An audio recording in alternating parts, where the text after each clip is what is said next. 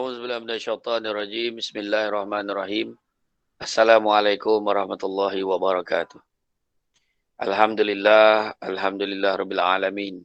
Wassalatu wassalamu ala asyrafil anbiya wal mursalin wa ala alihi wa sahbihi ajma'in. Subhanaka la ilma lana illa ma 'allamtana innaka antal alimul hakim. Rabbi shrah li sadri wa yassir li amri wahlul 'uqdatam min lisani yafqahu qawli. Masih saya ucapkan kepada saudara pengerusi acara, kepada semua para penonton yang dijemput ataupun yang tak dijemput tapi datang menonton secara haram kan, tapi tak apa. Untuk majlis ilmu tak ada yang haram, datang aja. Pertama-tamanya saya nak memperbetulkan dulu tentang biodata dan profil tu tadi. Saya memang betul merupakan alumni UiTM, tapi saya diploma in public admin itu. Saya sebenarnya itulah, kalau ambil waktu daripada internet ni payah kalau tak tanya mempunyai badan. Kan? Itu sebenarnya kan. Jadi lain kali tanya dulu. Kan? Jadi saya mendapat diploma in public admin di UiTM di London, Alur Gajah, Melaka. UiTM Lendu Alur Gajah, Melaka. Kemudian ijazah sarjana muda undang-undang di UiTM. Itu yang betul lah. Kemudian dari segi pencapaian debat dan pidato tu tak apalah, tu dulu-dulu lah kan. Tapi saya rasa seronok sebab saya adalah yang pertama memecahkan kebuntuan UiTM untuk menang peringkat universiti supaya UiTM disegani sampai ke hari ini dalam pertandingan debat lah. Alhamdulillah. Tapi yalah, yang menang tu bak kata pepatah, bak kata ahli falsafah, semalam itu ibarat cek tendang, tak ada nilai, lupakan saja. Esok pula ibarat buku hutang, entah bayar, entahkan tidak. Jadi jangan mengharap sangat. Tetapi hari ini ibarat wang tunai, maka gunakanlah ia sebaik-baiknya. Jadi hari ini kita bercerita tentang perniagaan dan sunnah, kan? Perniagaan dan sunnah.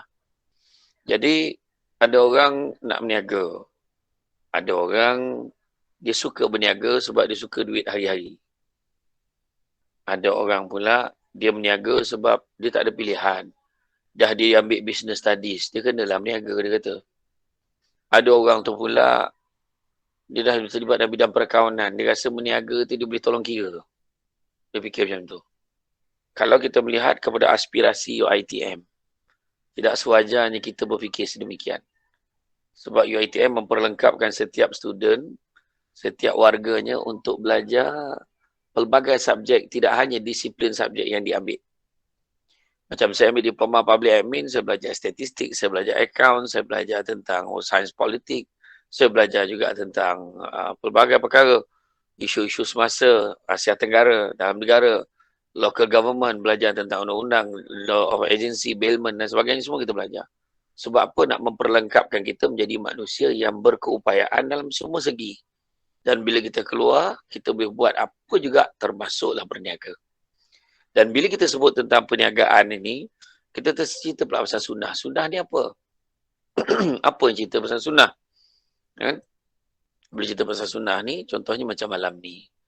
Ini juga ada merupakan sunnah yang Nabi suruh buat, iaitu menghadiri majlis-majlis ilmu. Kan? Malam ni kita majlis ilmu, kita tengoklah tuan pengurusi. Dia bukan berada di dunia ni sekarang ni. Dia berada di bukan kat bumi. Tak planet mana dia duduk kan? Nak menyampah pula aku belagak kan? Belagak dengan background tu. Nyampah aku. Kan? Jadi, tak apa. Dia belagak dengan dia punya teknologi iPhone tu, tak apa. Kan? Tapi kita ni tak apa. Kan? Kita tunjuklah kat mana. Tengok, nampak? Nampak tak? Dia punya riak ada tu kan? Nampak tak? Tapi tak apa. Kan? Sebab apa? Kalau kita tengok dalam hidup kita ni, Nabi ajar kita ikut sunnah.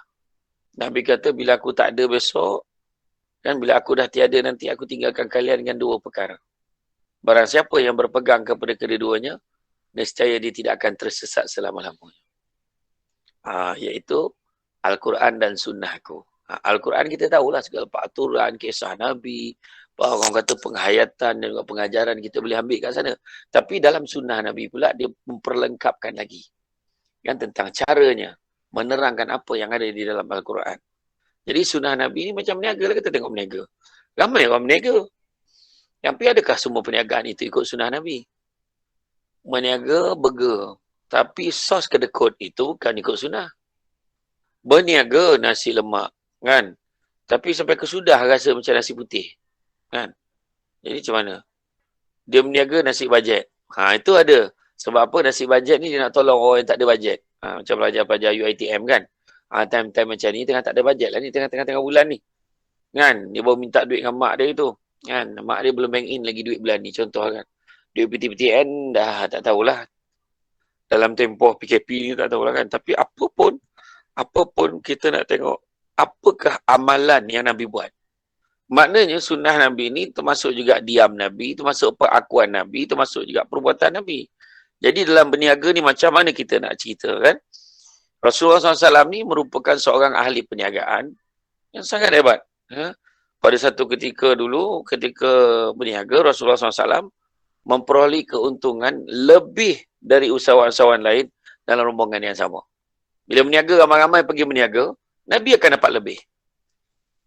Jadi mana kata, bukanlah kata kalau kita berniaga tak laku maka kita tak ikut sunnah. Bukan.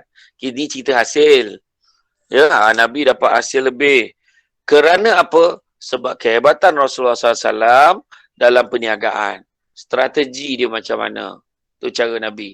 Itu sebabnya kalau kita ikutlah step Nabi ni, baru ikut sunnah Nabi. Disebabkan kebijaksanaan Nabi lah, pada ketika itulah Nabi berjumpa dengan isterinya Siti Khadijah. Itu seorang usahawan yang unggul ketika berumur 25 tahun. Nabi berumur 25 tahun, Nabi kahwin dengan isterinya yang berumur 40 tahun. Macam nak cerita pasal perkahwinan kan? Itu dia. Kalau betul ada berani, carilah yang 15 tahun lagi tua daripada kita. Cubalah. Cubalah. Tapi itu bukan tajuknya. Maknanya kena pujuk Cik Ghazali buat tajuk tu lain kali. Okey. Jadi, tapi jangan lupa sampaikan salam saya dekat sahabat saya, Encik Surail. Nanti sampaikan salam kat dia. Encik Surail. Jadi, kalau kita nak tengok, apakah yang Nabi buat dalam ketika berniaga? Yang pertama, Nabi dia tak macam saya. Iaitu, Nabi tidak suka berdebat. Nabi tak suka berdebat. Samsul debat pun tak suka berdebat. Sebab dulu masa dia debat dulu asyik dia je menang. Tu dia malas tu. Contoh. Kan? Jadi macam tak tahulah. Kenapa lah tak ada lawan yang sepadan kan. Contoh-contoh belagak pula kan. Contoh yang tu bukan sunnah Nabi. Sebab Nabi tak suka berdebat. Rasulullah SAW dulu ketika dia berniaga, dia tak pernah sakitkan hati peniaga yang lain. Cuba kita tengok hari ni orang berniaga hari ni. Beli saya punya barang bagus. Yang tu tak payah. Itu tak apa-apa dah. Dia boleh kutuk pula barang kawan yang lain. Beli kat saya agak runtuh. Dia tu memang kedekut tu. Kedekut tak hidung masa. Entah masa bila dia rasa pun tak tahu. Kan? Jadi, mana kata, kalau berurusan ni tak pernah menyakiti hati peniaga yang lain. Niaga baik-baik. Bila pasang meja tu, susun barang. Pandang peniaga lain senyum. Macam tu lah kan. Ini meniaga. Belagak kan. Jangan macam tu. Kan? Hal ini diakui oleh mereka yang pernah berurusan dengan baginda Rasulullah SAW sebelum baginda diangkat menjadi Rasul lagi. Nabi memang mempunyai akhlak yang baik. Dalam satu peristiwa, seorang peniaga bernama Sa'ib bin Ali Sa'ib datang menemui Rasulullah SAW. Melihat Sa'ib datang, Rasulullah SAW berkata, "Mari, selamat datang saudara saya dan rakan niaga saya yang tidak pernah bertengkar." Kata Rasulullah. Maka Sa'ib membalas dengan berkata, "Kita tidak pernah bertengkar sebab tuan peniaga yang sentiasa lurus dan tepat dengan kiraan." Nampak? Ayat cakap lelok. Assalamualaikum, sahabat. Lama mari. Ada engkau. Dia lebih kurang macam ni lah. Contohnya kalau saya cakap dengan, siapa nama? Hasan kan? Hasan. Saya pun cakap. Saya pun kata, Hasan. Cepat. Kau tak ada lain macam niaga hari ni. Nampak? Kita ambil hati peniaga yang lain. Nampak tak? Macam tu lah caranya. Lah datang pula kau, potong betul aku berniaga. Contoh tu kan. Jadi mana kata, kita ubah. Nabi tak pernah menyakitkan hati peniaga lain. Malahan Nabi dianggap peniaga yang hebat. Kerana Nabi sentiasa lurus, tak suka bertengkar dan tepat dengan kiraan. Kedua, Nabi mempunyai teknik perniagaan yang unik. Apakah teknik perniagaan yang unik itu? Tunggu selepas ini. Wah, macam ada iklan pula. Jadi, teknik perniagaan Nabi unik. Tak sama dengan cara orang lain berniaga. Apakah ini? Mengikut riwayat, Nabi menjual barang-barang baginda tidak seperti yang diamalkan oleh kebanyakan peniaga atau lain-lain saudagar pada ketika itu. Baik peniaga Arab maupun peniaga yang bukan Arab. Biasanya para peniaga kebanyakan mereka akan jual barang dengan meletakkan harga yang setinggi mungkin. Tapi Nabi pula, Nabi akan jualnya dengan memberitahu harga pokok. Bayangkan, mana ada peniaga yang berani beritahu harga dia beli berapa? Harga modal dia berapa? Kan? Beli harga RM15, kita jual RM20, kita cakap, ini kalau 19 saya rugi dah ni, dah rugi dah cerita. Tapi tak cerita berapa dia rugi. Kan? Tapi Nabi cerita. Contohnya barang tu kita dapat harga modal dia RM10. Saya beli dulu ni harga ni RM10, terpulanglah kat tuan. Tuan nak bayar dekat saya berapa? Nampak? Itu cara Nabi. Dan menjual dengan beritahu harga pokok dan minta para pelanggan membeli membayar berapa harga yang mereka kenaki. Dengan cara ini, pembeli akan merasa puas hati, senang hati kerana mereka rasa mereka tidak tertipu oleh peniaga. Lalu mereka membeli dengan larisnya sehingga barang-barang Nabi laku dan cepat habis berbanding peniaga-peniaga dan rakan-rakan baginda yang berniaga yang lain. Selain daripada itu juga, Nabi mengambil sikap menjual pada harga modal. Nabi tak jual terus letak harga tinggi-tinggi, tak. Jual harga modal biasa pembelinya seorang yang benar-benar miskin tapi sangat memerlukan barang itu. Tengok ada pertimbangan. Kita kalau orang susah, tolonglah bang, saya ni tak ada duit bang, boleh tak saya nak kuih abang ni. Tempat dua jadilah lapar sangat. Tak ada duit, pergi mainnya jauh. Kita cakap macam tu kan. Tapi kalau kita ni, kita bagilah, ambil lah. Anggaplah sebagai sedekah. Baginda ni amat bertimbang rasa dan amat pengasihan, belas kepada sesama manusia. Okay, yang ketiga, teknik sunnah Nabi yang Nabi dalam berniaga apa? Nabi sentiasa tersenyum. Senyum pun susah, apa hal lah tak tahu pasal kan. Bila ni daya penarik yang luar biasa, menarik para pembeli mendekati barang-barang adalah sikap dan wajah Nabi ketika berurus niaga. Kan? Selaku seorang insan yang sentiasa dijadikan oleh Allah berwajah kacak menawan dan gemar melimpahkan senyuman kepada orang, maka Nabi telah menggunakan kelebihan yang dikurniakan oleh Allah kepada baginda. Macam contoh Hasan malam ni kan, dia terpaksa melayan kita jadi moderator. Tak nak, kenalah senyum walaupun ada benda yang dia tak suka kan. Kalau ikut hakikat, tak ada orang tergamak senyum tengah panas terik matahari kat luar tu. Orang semua elok malam, dia siang. Contoh macam tu lah kan. Kan? Ya. Jadi pada kata dengan wajah yang manis dan menawan, dihiasi dengan senyuman, kan pastilah keindahan dan keelokan yang terpancar di wajah seseorang itu semakin bertambah. Walaupun tutur kata tidak seberapa, tapi para pelanggan tetap menggemari orang yang berwajah manis. Kita macam Hasan lah kan, tak payah cakap banyak Hasan. Senyum manis je orang suka dah. Malam ni kau cakap banyak orang marah. Kau dah ambil masa aku banyak Hasan. Kan, kau cakap sekejap sudahlah. Nak terang-terang kau tak payah. Orang dah kenal dah satu debat. Tak payah. Kan, contoh lah kan. Contoh lah, contoh. Tu bagi contoh. Tadi tu okey tu Zan. Ni contoh. Jadi makna kata Zan. Jadi saya tak nak melengahkan masa. Saya tidak berucap panjang. Masalahnya dah panjang kau cakap tadi. Macam tu je. Kan. Jadi kan. Jadi mana dipersilakan pada Ustaz Samsul Debat. Semua orang dah kenal saya tak payah explain. Silakan Ustaz. Macam tu lah kan. Contoh. Kemudian begitu juga yang keempatnya, Nabi ni seorang yang jujur.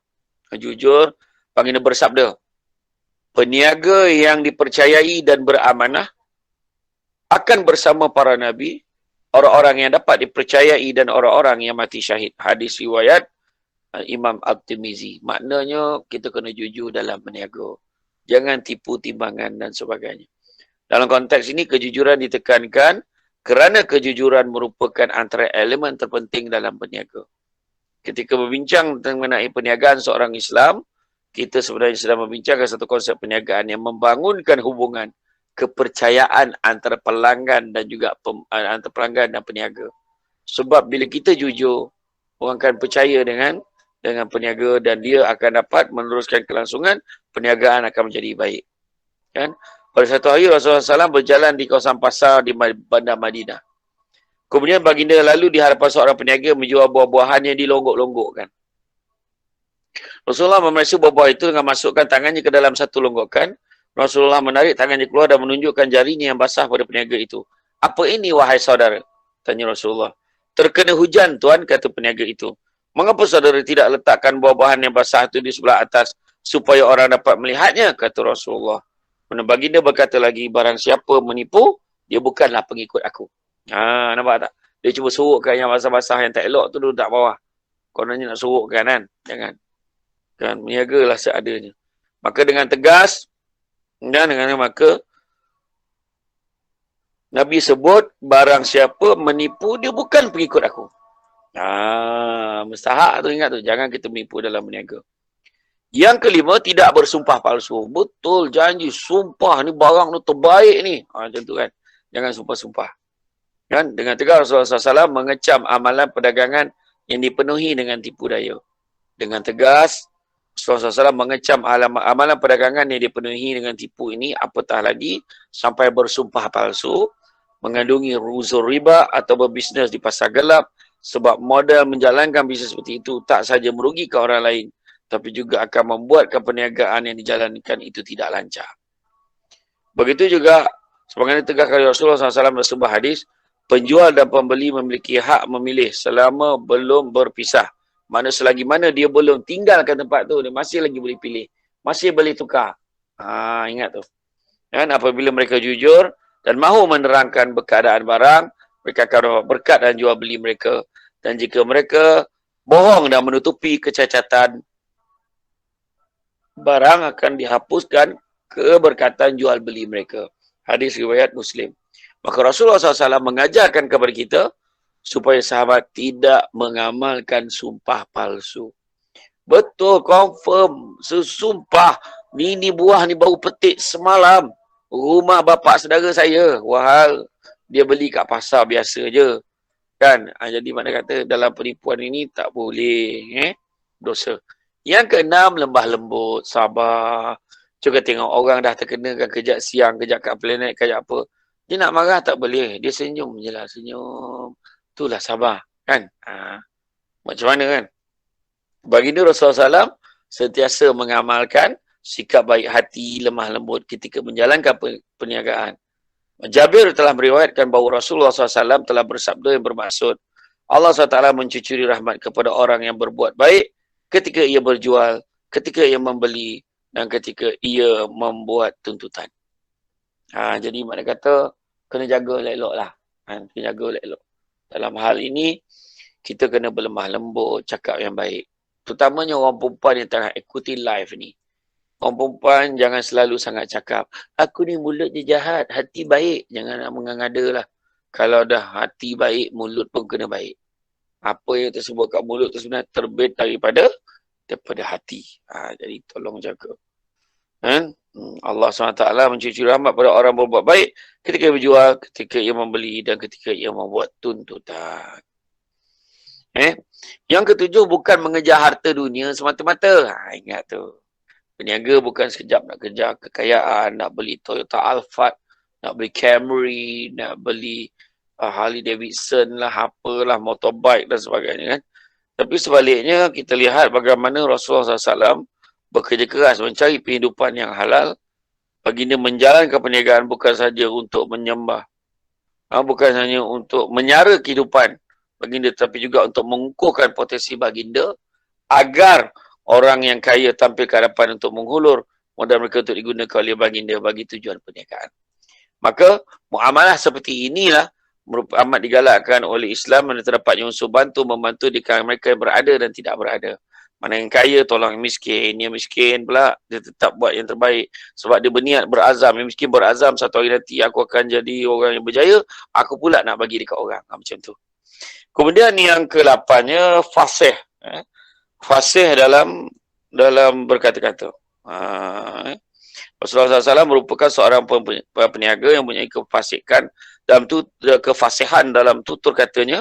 Tutur kata dia lembut, lunak dia dengar, tak pernah bohong dan sentiasa jujur. Macam tu.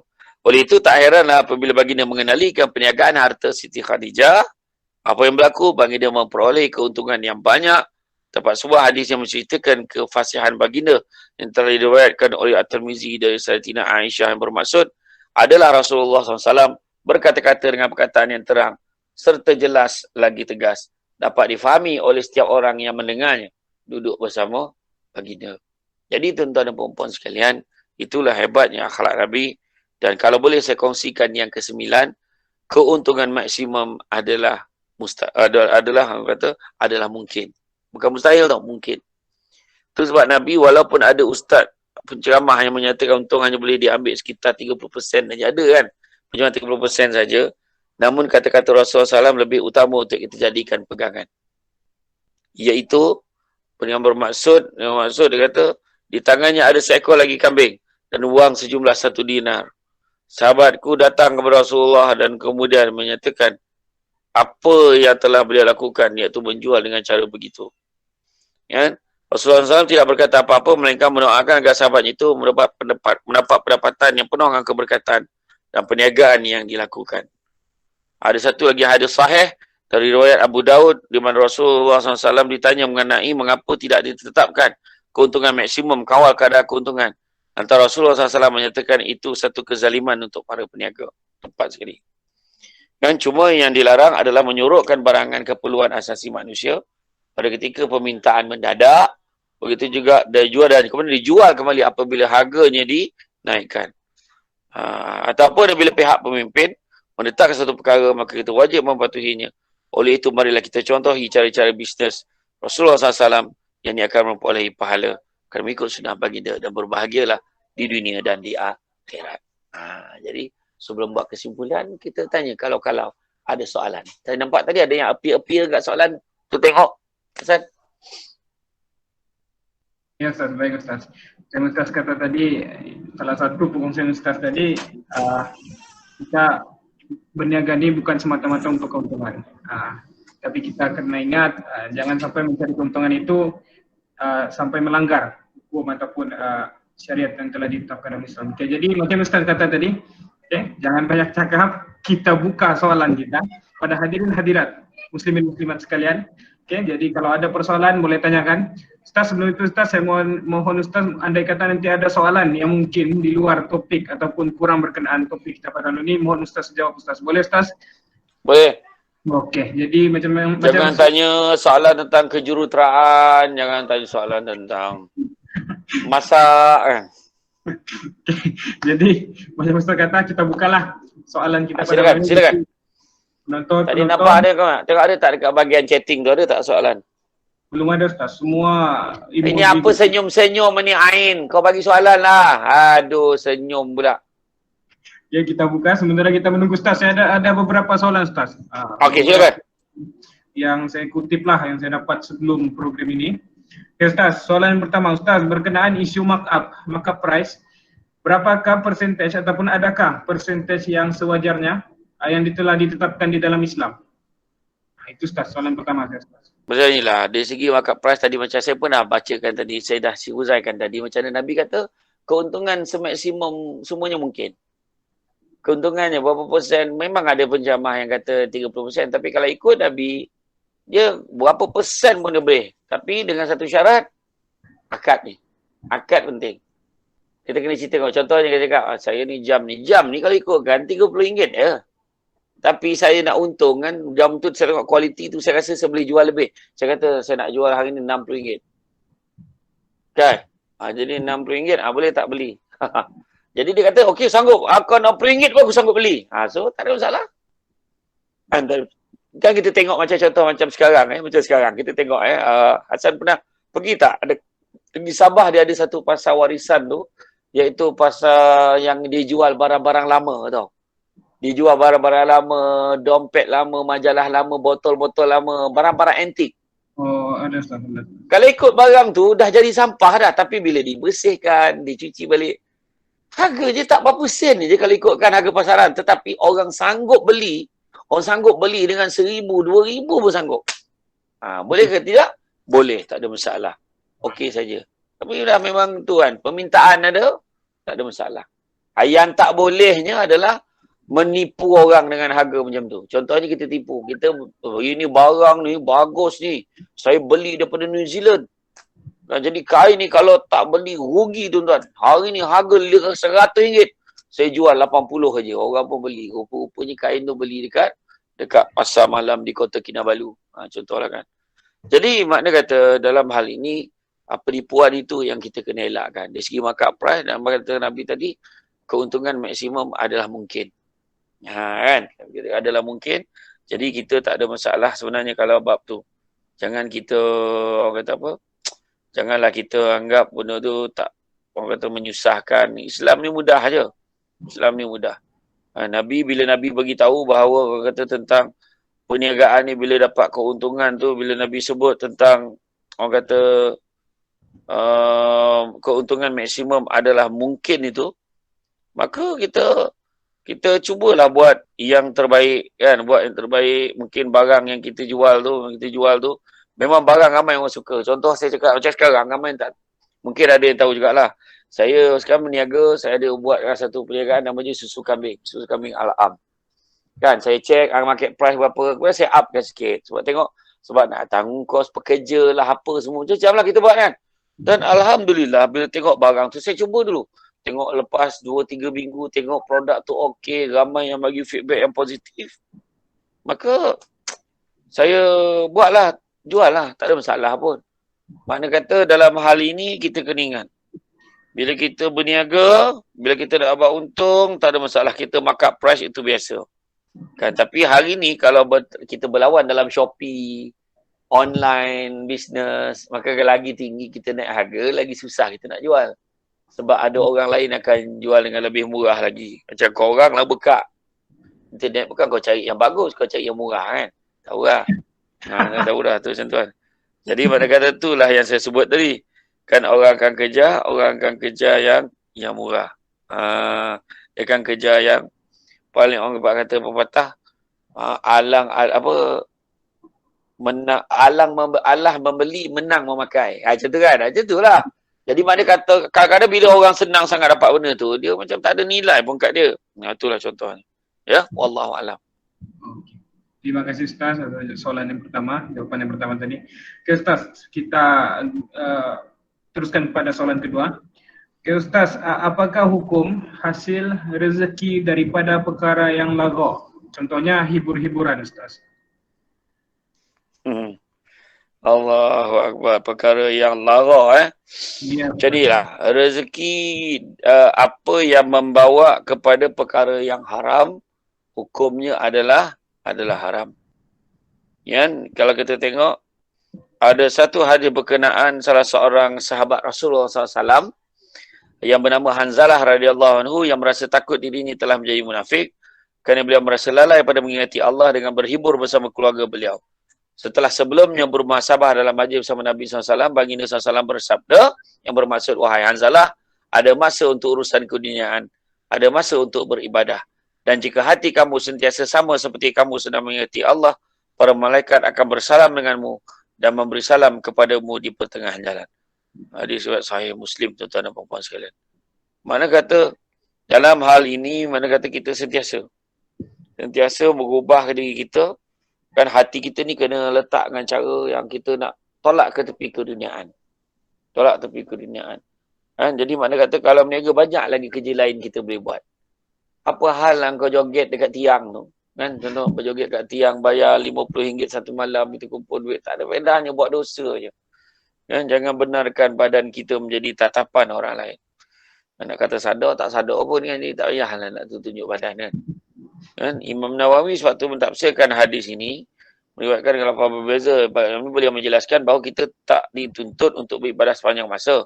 Kerana itulah apabila Hanzalah merasa risau dirinya telah munafik kerana lalai pada mengingati Allah, Rasulullah SAW menjelaskan bahawa ada masa diperuntukkan untuk ibadah, ada masa juga diperuntukkan untuk kehidupan dunia dan berhibur bersama keluarga. Tuan-tuan dan puan yang dirahmati Allah sekalian, dalam hal ini tu yang saya katakan tadi. Dan hal kita tadi, maknanya kalau andai kata kita ni orang kata menggunakan sumber tu, kita fikir sendiri. Aku menyanyi ni betul ke tidak?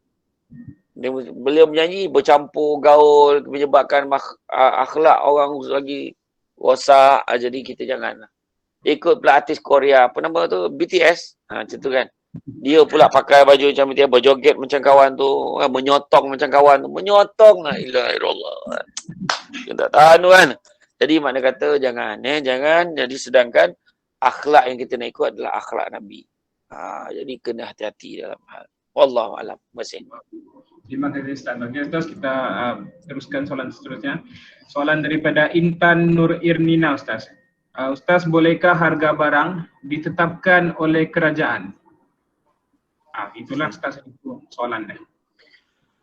Okeylah, sebelum saya jawab soalan itu, saya yakin yang Intan yang tanya tadi. Ya Ustaz, Intan. Intan yang tanya tadi, rasa Intan dah ada jawapannya. Saja ia bertanya lagi soalan yang sama, mengharapkan jawapan yang berbeza. Gitu keadaan dia. Macam tu kan. Dia maknanya macam ni, dia dalam keadaan ini, bila kerajaan letak kawalan, kenapa kena letak kawalan? Bila dalam keadaan ekonomi kita tak berapa baik, masyarakat rasa tertekan, peniaga rasa susah, tu nak peniaga runcit nak dapatkan stok barang, kena beli dekat kedai-kedai tertentu. Dan apabila dia tidak dikawal oleh kerajaan, maka dengan secara sembrono, maka menaikkan harga barang, kata tak boleh kontrol, dia bagi alasan tak stabil, dia buat spekulasi sendiri. So dalam hal ini kerajaan perlu tampil untuk bantu kawal. Jadi apa yang kerajaan buat, macam mana lah soalan tu, kau boleh tanya kerajaan boleh ke buat? Jawapannya memang kerajaan boleh buat, ada nama dia kerajaan. Kan? Dan dah beritahu, dah ati Allah wa ati'ur Rasul wa ulil amri minkum. Taat pada Allah, taat pada Rasul, dan taatkah kepada pemimpin-pemimpin di kalangan kamu. Jadi, wallahualam. Okay, seterusnya kita teruskan soalan seterusnya Ustaz. Soalan daripada Muhammad Azim. Ustaz, apakah pendapat Ustaz mengenai individu ataupun company yang menggunakan nama agama untuk melariskan produk seperti radio, Al-Quran, air penawar, topi dikatakan sebagai sunnah? Apakah pendapat Ustaz mengenai isu ini Ustaz? Dipersilakan. Okey, bye. Jawab. Bye. Siapa pula yang bye-bye tu? Okey. Salam. Nanti dulu. Kejap. Aku nak jawab soalan ni. Lupa dah. Apa soalan tu tadi, Zat? Kacau telah budak ni. Apa dah? Apa pendapat Ustaz mengenai individu atau company yang menggunakan nama agama untuk melariskan produk? Okey. Jadi tak apalah. Menggunakan agama untuk melariskan produk tu bukanlah dia mempermain-mainkan agama. Tapi dia rasa agama tu baik. Contohnya macam dia berniaga, bekam, jom sihat kan. Dia kata supaya kita tenang dalam beribadah. Betul lah tu. Kan? Dia cakap supaya tenang dalam beribadah. Jadi tak ada hal lah. Boleh lah. Tak salah pun kalau dia buat macam tu. Tak boleh pula. Jadi dia buat, kita dalam tempat bisnes dia buat surau.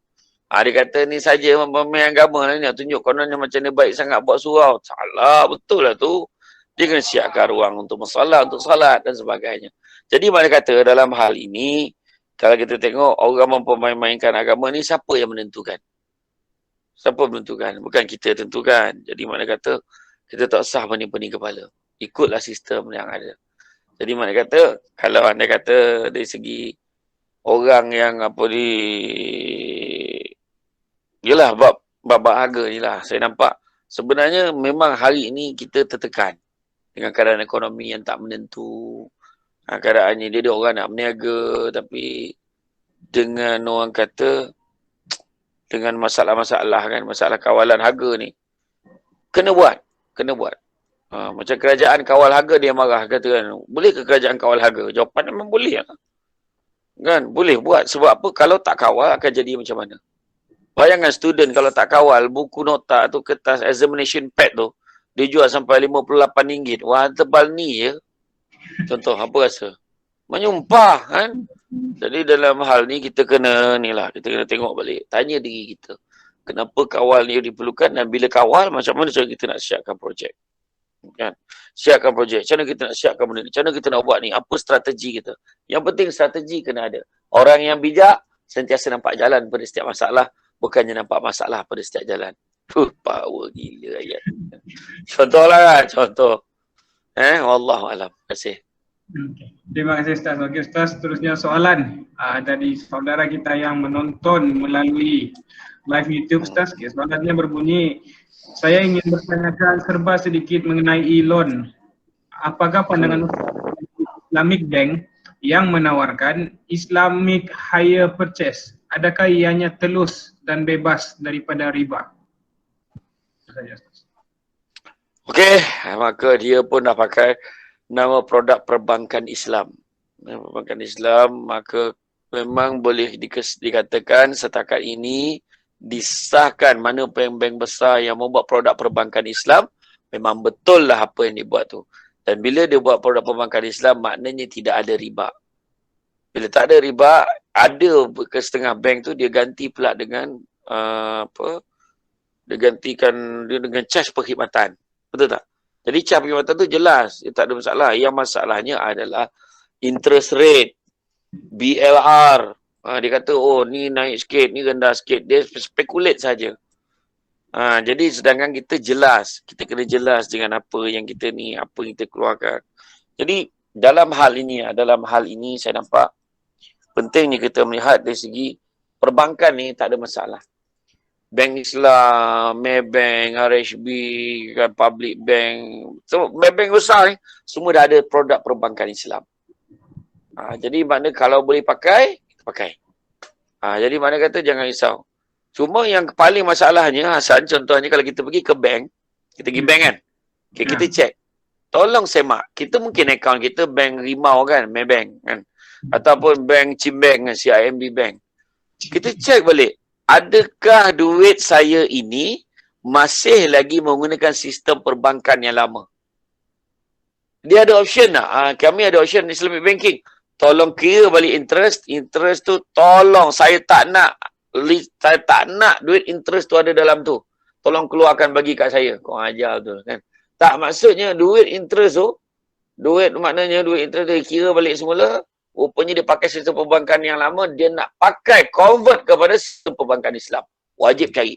Sebab Nabi dah beritahu, segala urusan berkaitan dengan riba dihentikan mulai sekarang. Jadi, mana yang masih lagi pakai sistem yang macam tu, memang kita seronok ada duit ni, sedangkan duit tu bukannya duit haram, bukan duit halal, duit tu adalah duit haram. Jadi yang berdosa siapa? Kita. Tolong ambil tindakan. Wallahu a'lam. Terima kasih. Terima kasih, Ustaz. Okey, Ustaz, soalan seterusnya. Okey. Kalau kita tahu pembekal badan kita itu ada juga menjalankan perniagaan lain yang haram hasilnya. Contohnya daripada jual arak ataupun berjudi. Jadi adakah dibolehkan ataupun salah untuk kita mengambil bekalan darinya, Ustaz? Macam ni lah. Pembekal yang menjual barangan-barangan yang haram ni, kita sebenarnya pada saya dalam hal ini, kita kalau ada pilihan, carilah yang lain. Kita takut nanti kita hanya tolong bersihkan duit dia je. Dia terlibatkan money laundering lah, apa semua dan sebagainya kan. Jadi kita ambil tindakan. Kita adalah untuk, orang kata, untuk memastikan tidak ada unsur-unsur syubhah daripada apa yang kita usahakan. Jadi kalau kita dapat yang baik-baik ni, mudah-mudahan Allah balas yang baik-baik. Jadi tentang tu, macam tu lah yang saya boleh cakap. Sebab bab interest, bab hutang ni benda yang sensitif. Terus ada setengah orang tu bukan dia tak nak bayar, dia nak bayar tapi dia tak mampu nak bayar. Ni duit ni banyak apa semua. Duit tu yang ni ada urusan ni bayar tu. Sebab kita jangan cakap, saya tengok orang yang jaga saya pun pening kepala. Kan, ada yang orang tu buat kira-kira, saya tengok bos-bos dulu buat kira-kira, tak, pening kepala. Tak pernah cukup duit dia. Kan, tak tahu pasal. Mengada betul. Sebab Allah bagi penyakit dan Allah uji kan, Allah uji kita ni. Muda dengan tua, sehat dengan sakit, lapangan sempit, hidup dengan mati, kaya dengan apa, Zan? Miskin, Ustaz. Salah, Zan. Allah uji kaya dengan kecukupan. Ada orang kaya tapi tak cukup-cukup. Ada orang tu duit tak ada tapi syukur alhamdulillah dapat makan Maggi. Kan? Sepatutnya sebut mi segera sebab Maggi tak taja ceramah kita malam ni. Mengada betul. Mi segera. Okay. Jadi apapun benda-benda yang haram tu mana kita boleh elak, kita elakkanlah. Dalam bab bila kita ada pilihan. Contoh macam ni lah, kalau ikutkan dia ada perniagaan yang pelbagai. Dia ada arak, dia ada itu, dia ada ini. Tapi urusan kita beli dengan dia tu tak ada kena-mena yang haram tu. Kan? Dari segi kita beli, dia tak ada masalah. Tak ada masalah. Tapi kalau orang yang mementingkan hukum agama, dia nak ikut sunnah Nabi, tentu dia akan cari benda-benda yang tak ada unsur keraguan ni. So carilah orang lain yang boleh membekalkan. Bunga bukan sekuntum. Kan? Bunga bukan sekutum. Kumbang bukan seekor. Kan? Yang pembekal pun bukan seorang. Banyak lagi pembekal yang lain. Cari ajalah. Kan? Wallahualam. Terima kasih. Okey, terima kasih. Okey Ustaz, soalan seterusnya. Assalamualaikum Ustaz. Andaikan ada seseorang itu pergi ke satu tempat dan membeli makanan. Apabila sudah sampai di rumah, baru dia terfikir yang dia sudah bayar kah belum tadi. Jadi macam mana Ustaz? Kalau mau pergi balik, perjalanannya sangat jauh. Macam tu Ustaz. Hui. Dahsyat betul imajinasi orang yang bertanya ni. Kan? Kalau dah memang hutang, pergi bayarlah. Kan? Kalau kita rasa kita bertanggungjawab, kita rasa tak larat, kita dah jauh, makan dulu. Makan dulu, kemudian kita pergilah. Kan? Kita pergi, bayar. Tadi belum bayar, ataupun kita memang hari-hari pergi sana. Kan, hari-hari pergi sana. Tak apalah, pergi je lah. Jangan tunggu esok. Sebab orang yang hidup ni belum tentu lagi hidup lagi esok. Berapa ramai dah orang dia yang rasa-rasa panjang umur, besok tu tercokit mati. Tentu je. Jadi dalam hal ni, tak payah kita apa. Jangan kita sakit-sakit kepala. Dalam hal ini yang penting sekali lah. Yang penting sekali macam saya cakap tadi, kita utamakan. Kita boleh contohnya macam Hasan, kita beli barang tu, kita sampai rumah, alamak belum bayar lagi lah. Tak apalah, esok je lah. Kan, kita boleh macam tu. Tapi pada orang yang jaga halal haram betul-betul ni, dia level dia satu, iman dia, iman yang lemon lah. Iman orang kebanyakan lah nama dia. Tapi iman yang satu lagi level dia, iman yang warak. Maknanya betul-betul dijagalah, berhati-hati. So orang yang iman yang biasa-biasa ni dia akan cakap, tak apalah besok lalu sana bayarlah. Macam tu. Alah makcik dah biasa halalkan kat aku ni. Kurang ajar tu. Kan? Tapi kalau orang itu dia level keimanan dia tahap warak, bila apa, tak boleh makan tu, tak apa, dia letak sini dulu. Dia siap pergi balik kat kedai. Bayar tuan, tadi saya belum bayar lagi. Oh ya ke? Alah, besok pun tak apa. Jangan. Kita tak tahu hidup kita sampai bila. Oh, steady. Dia pun bayar. Kan? Bayar dia pun. Baliklah balik. Masa tu kau nak baring, kau nak beraluk apa benda yang kau beli tadi, kau buatlah sebab kau dah bayar habis. Kan? Wallahualam. Okay. Terima kasih Ustaz. Okey Ustaz, ada lagi satu soalan Ustaz. Banyak lagi loh Ustaz, tapi ini antara salah satu lagi. Ustaz, bolehkah terangkan dengan lebih lanjut tentang satu ayat yang dipetik daripada surah Al-Mutaffifin yang mengatakan, dan apabila mereka menyukat atau menimbang untuk orang lain, mereka mengurangkannya. Itu Ustaz. Macam mana? Bolehkah Ustaz terangkan salah satu ayat yang dipetik dari surah Al-Mutaffifin yang mengatakan, dan apabila mereka menyukat atau menimbang untuk orang lain, mereka mengurangkannya. Tanda tanya. Okey, betul lah. Yang inilah yang disebut pada akhir zaman ni.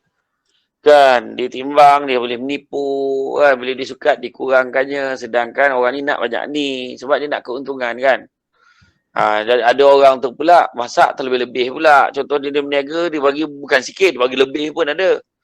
Kan, sudahnya orang muak tak boleh nak makan. Tengok kesesuaian. Dalam hal ini, dia menipu timbangan ni. Maknanya dia tipu dari segi fakta yang sebenar. Contohnya, saya nak beli garam sekilo. Okey, dia pun timbang. Kemudian dia kurangkan sebab nak untung. Dia pun bagi. Jadi yang ni yang masalah yang Allah janjikan neraka jahanam untuk orang yang menipu dalam berniaga ni. Jadi jangan kita jadi golongan yang disebutkan dalam surah Al-Mutaffifin ni, iaitu dia menyebabkan berlakunya perkara-perkara yang tidak bersih atau tidak halal dalam perniagaan. Wallahualam. Terima kasih Ustaz. Okey, soalan seterusnya Ustaz. Assalamualaikum Ustaz. Sekiranya seseorang itu dapat hasil markup menjual tanah, bolehkah hasil tersebut disedekahkan kepada rumah anak yatim dan masjid? Hasil markup jualan tanah ni ada satu pangkat dia panggil lah. Dia dipanggil sebagai broker. Broker tanah, dia cari tanah orang kan. Jadi maknanya kata dalam hal ini, dia bukan, tak ada masalah pun, sudah kerja, dia memang ni, tapi dia markup duit harga tanah tu ni, dia kata dah 180,000 dia kata. Dia jual, tak ada masalah, tapi akad dia tu kan, akad dia tu orang masih boleh pilih lah. Sama ada dia nak terima atau tidak kan tawaran orang tu. Kita rasa terlalu mahal untuk harga tanah tu contohnya. Yalah, beli relax dulu. Jadi maknanya kata dalam hal ini orang markup jual tanah, dia dapat duit tanah, nak belanja, nak makan, nak buat makan, tak ada masalah. Okey je, dan memang kerja dia. Dia memanglah markup kan. Susah nak jumpa orang macam Hasan ni. Beli harga tanah 80,000, tak apalah saya jual 10,000 je. Susah kan. Itu tak susah lah, memang takkan jumpa lah orang macam tu. Kan? Wallahualam. Bagi Ustaz, soalan seterusnya. Assalamualaikum Ustaz. Poin ketujuh Ustaz tadi ada menyebut cara Rasulullah SAW berniaga, bukan demi mengejar harta atau kekayaan semata-mata. Jadi kenapa Rasulullah SAW berniaga? Apakah hikmah yang kita boleh pelajari dan praktikan melalui salah satu sunnah baginda dalam berniaga ini? Terima kasih Hasan. Ustaz. Itu saja Ustaz. Terima kasih, soalan yang baik lah. Kenapa? Apa hikmah dia? Sebenarnya hikmah dia adalah pertama, Nabi bila Nabi berniaga, Nabi ni Nabi tak tipu timbangan. Pertama, Nabi jaga hak orang. Kedua, Nabi berniaga, niat dia bukan nak berjual beli. Niat dia nak membantu orang. Contoh orang beli barang-barang tu apa semua. Itu barang keperluan lah orang beli tu. Dan ketiganya juga, dalam berniaga ni hikmahnya adalah kita dapat apa yang disebut dalam bahasa Jawa tu, connection, macam tu kan, connection. Kan? Mana kata dia akan mewujudkan satu pertalian silaturahim antara dia dengan pelanggan, antara dia dengan orang ramai, antara dia dengan prospek orang yang nak berniaga. Contoh macam itulah. Jadi dalam hal ini pentingnya kita kita jangan cepat melata. Let lo. Kan? Kita cuba buat yang terbaik. Kan, cuba buat yang terbaik. Dalam hal ini makna kata kita orang kata apa yang apa tadi, amalan yang baik-baik. Kan, good deeds makna servis baik, bercakap dengan baik. Orang kan suka kan kita. Kan? Orang tak beli, dia tak tarik muka, tanya macam-macam, belinya tidak. Boy ayat kan.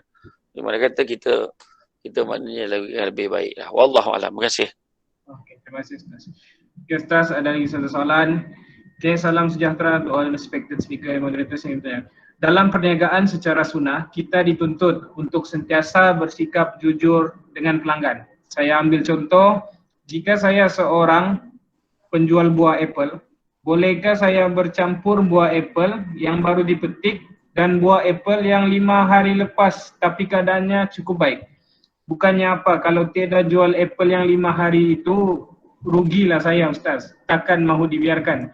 Jadi saya campur dengan apple yang baru dipetik. Persoalan saya, adakah wajar tindakan saya ini Ustaz? Agak kecil hati saya bila saya dah cakap, dia tanya lagi soalan ni, saya dah cakap. Contoh.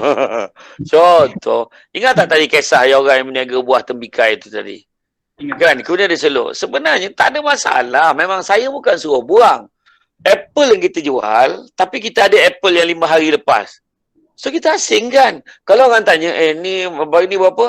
Yang ni dalam ni. Cik, kalau ambil yang ni tau. Yang ni yang baru ni. Yang ini dah 5 hari.